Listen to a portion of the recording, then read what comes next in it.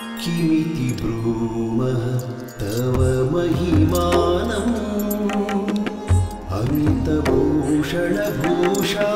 गरिमाणम् किमिति ब्रूमः तव महिमानम् अमितभूषणभूषा गरिमाणम् मद्यागुर्वाज्य सुमना पद्मचंदन चंपकैः महापद्मश्च पद्मश्च शंखो मकरकच्छपो पद्मे स्थितां पद्मवर्णाम्।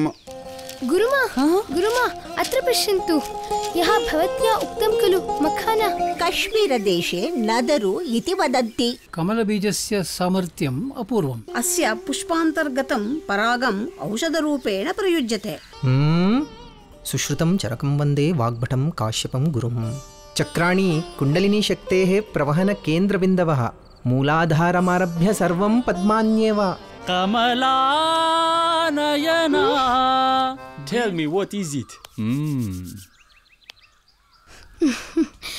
पद्मा, the lotus. पद्म शब्दस्य संस्कृत भाषायां 36,000 पर्यायवाचकाः सन्ति। पद्मं, महापद्मं, अरविन्दं, कमलम्, उत्पलं, महोत्पलं, शतपत्रं, सहस्रपत्रं, कुशेशयं, पङ्केरुहं, तामरसं, सारसं, सरसीरुहं, भिषजं, बिसप्रसूनं, भारतीय शिल्पशास्त्र परंपरायां देवालये तथा मूर्तिशिल्पे च नखशिकान्तम्, आमूलचूलं, कमलविन्यासः सर्वत्र दृश्यते। बोधिसत्त्वस्य प्रतिमानां कमलमेव आधारः।